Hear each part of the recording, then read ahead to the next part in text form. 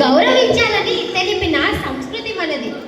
ముందు కాలంలో ఆడపిల్ల పుడితే సాక్షాత్తు లక్ష్మీదేవి పుట్టిందని ఆనందించి సంబరం చేసుకునేవారు.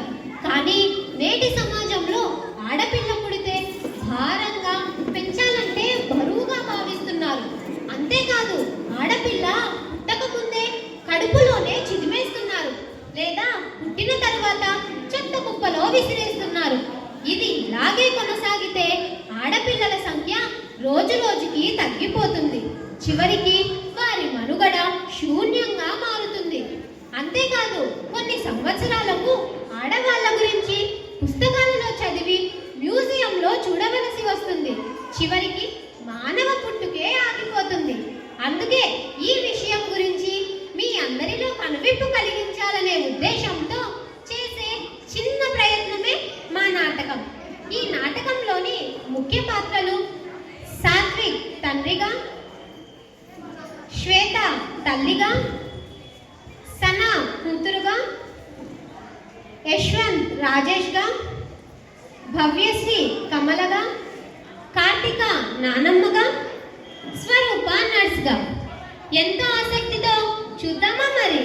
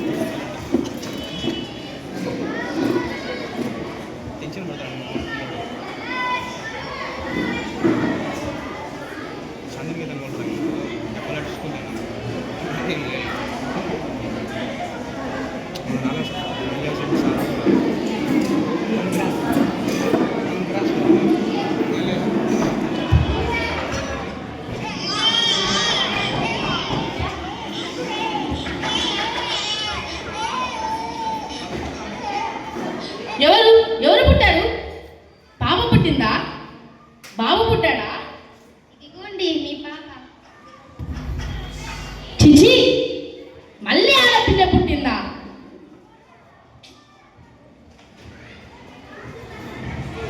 అయ్యో, మళ్ళీ ఆడపిల్ల పుట్టిందిరా. ముందు ఆడపిల్లే, ఇప్పుడు ఆడపిల్లే. అవునమ్మా. చిచి, నాకు వారసుడు పుట్టి నా వారసుత్వాన్ని నిలబెడతాడనుకుంటే మళ్ళీ ఆడపిల్ల పుట్టింది. దీన్ని పెంచి పెద్ద చేసి పెళ్లి చేయాలి. బా, ఆడపిల్ల మనకు భారం. దీని ఎక్కడైనా వదిలేయాలి. వద్దండి, వద్దు. మన ఇంటి మహాలక్ష్మి పుట్టిందండి. నేను చెప్పేది విన్నావా? నాతో ఉండాలంటే పాపని ఎక్కడైనా వదిలేయాలి. లేకపోతే మీ పుట్టింటికి వెళ్ళిపో. వెళ్ళిపోనిరా, వెళ్ళిపోని. వద్దు, వెళ్ళిపో. వద్దండి, వద్దు. మీరు చెప్పినట్టే వింటాను. వెళ్ళు. తల్లి పాపను చెత్తకుండీలో పడేస్తూ,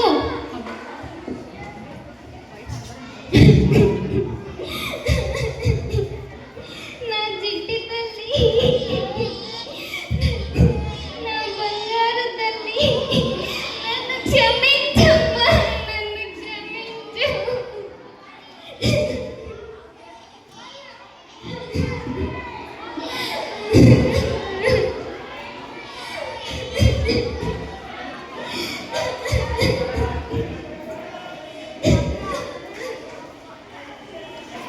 అప్పుడే ఆ దారిలో వెళ్తున్న రాజేష్ కమలలకు చిన్న పాప ఏడుస్తున్న స్వరం వినిపిస్తుంది. కమల, ఇక్కడ ఎక్కడో చిన్న బిడ్డ ఏడుస్తున్న స్వరం వినిపిస్తుంది.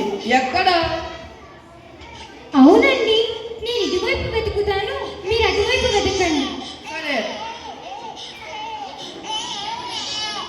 అదిగో అక్కడేమో అండి. అయ్యో, చిన్న పాప అండి. ఏ తల్లి కన్న బిడ్డో ఇక్కడే వదిలేసి వెళ్ళాలి. అచ్చం మహాలక్ష్మిలా ఉందండి. మనకి పిల్లలు లేరు కదా, ఈ పాపను మనం పెంచుకుందామండి. నీ ఆలోచన చాలా బాగుంది కమల. ఇక వెళ్దాం పద. సరే వెళ్దాం పదండి. కమల రాజేష్ పాపను పెంచి పెద్ద చేసి డాక్టర్ని చేస్తారు. 25 సంవత్సరాల తరువాత కమలా, ఏంటండి? నాకు చాలా తలనొప్పిగా ఉంది. నేను హాస్పిటల్ వరకు వెళ్ళొస్తాను. నేను కూడా వస్తానండి. సరే పద.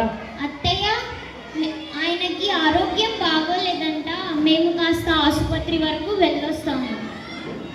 అలాగే మీరు జాగ్రత్తగా వెళ్ళిరండి.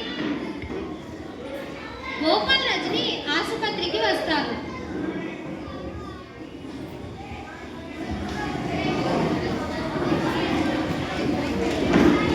నమస్కారం డాక్టర్ గారు. నమస్కారం, కూర్చోండి. మీ పేరేమిటి?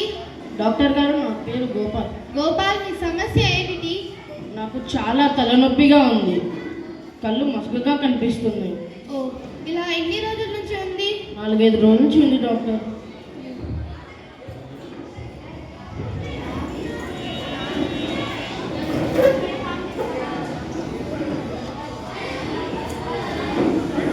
వెనక్కి తిరగండి.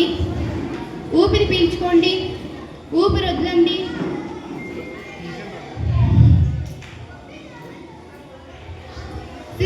సిస్టర్ ఇక్కడికి రండి. చెప్పండి డాక్టర్ గారు. ఇక్కడికి ఒకసారి స్కాన్ తీయించండి. అలాగే డాక్టర్ గారు. అక్కడికి వెళ్దాం పదండి.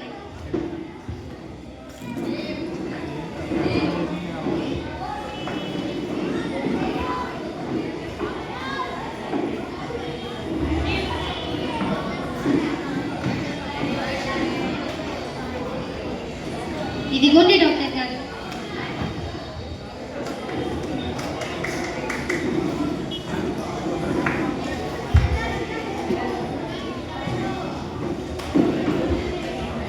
గోపాల్, మీరు భయపడకండి, కానీ మీకు తలలో ట్యూమర్ ఉంది. అయ్యో కంగారు పడకండి. మీకు ఆపరేషన్ చేస్తే మీ ప్రాణాన్ని కాపాడొచ్చు. అయ్యో, అవునా? ఆపరేషన్కి ఎంత ఖర్చు అవుతుంది డాక్టర్ గారు? దాదాపు 1,00,000 పైనే అవుతుంది. అయ్యో, 1,00,000 పైన? నా దగ్గర అంత డబ్బు లేదు డాక్టర్ గారు. పర్వాలేదు, నేను చూసుకుంటాను. మీరు ఆపరేషన్ చేయించుకోండి. మీకు కృతజ్ఞతలు డాక్టర్ గారు. పర్వాలేదు.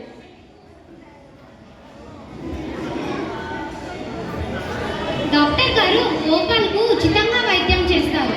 గోపాల్ బాగవుతాడు.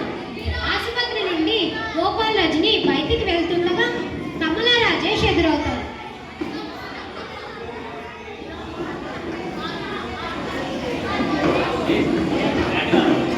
ఎన్నాళ్ళైందక్క మిమ్మల్ని చూసి. ఎలా ఉన్నారక్క? నేను బాగున్నాను కమల, నువ్వెలా ఉన్నావు? నేను బాగున్నానక్క. ఏమైందక్క? ఆసుపత్రి నుంచి వస్తున్నారు? ఆయనకి ఆపరేషన్ చేయించి ఇంటికి తీసుకెళ్తున్నా. ఏమైంది? నాకు తలలో ట్యూమర్ ఉందంట. ఇప్పుడు మీ ఆరోగ్యం ఎలా ఉంది? ఇప్పుడు పర్వాలేదు. ఇంతకీ మీరెవరి దగ్గర చికిత్స పొందారక్క?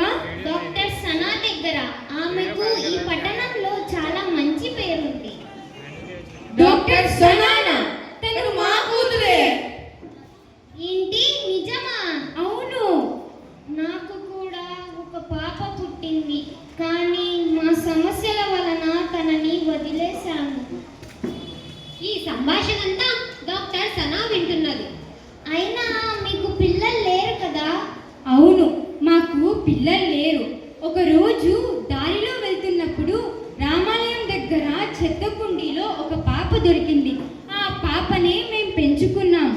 ఏంటి, రామాలయం చెత్తకుండి పాప? అయ్యో, ఏమైందక్క? ఎందుకలా బాధపడుతున్నావు? తను నేను వదిలేసిన పాపే. ఏంటి, డాక్టర్ సనా మీ కూతురా? బాధపడకక్క, మీ కూతుర్ని పెంచి బాగా చదివించి డాక్టర్ని చేశాము. ఏంటి, నా కూతురు డాక్టరా? అవును,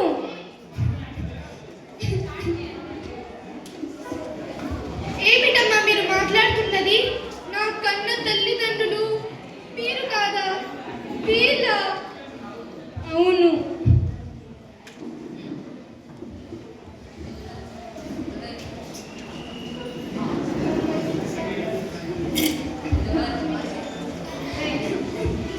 నన్ను నిర్దాక్షిణ్యంగా చెత్తకుండిలో పారివేశారు. నా కన్న తల్లిదండ్రులు నన్ను తీసుకోకపోయింటే నా పరిస్థితి ఒక్కసారన్నా ఆలోచించారా? నా కన్న తల్లిదండ్రులు కాకపోయినా నన్ను పెంచి పెద్ద చేసి డాక్టర్ని చేశారు. ఈరోజు నిన్ను నేను కాపాడానంటే దానికి కారణం వీళ్ళే. నన్ను క్షమించమ్మా, నన్ను క్షమించు.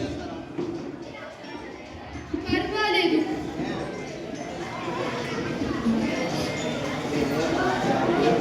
ఆడపిల్ల పుట్టిందని చెత్తకుండిలో పడేశారు, కానీ నా బిడ్డను పెంచి పెద్ద చేసి డాక్టర్ని చేశారు.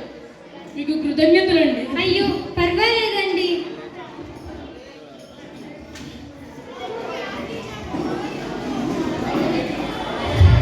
మీ కూతుర్ని మీకు అప్పగిస్తున్నాము.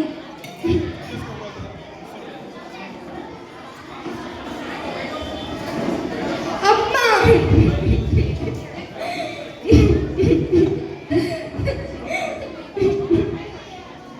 వెళ్ళొస్తాను నాన్న. జాగ్రత్తగా వెళ్ళిన చిట్టుతల్లి, జాగ్రత్త.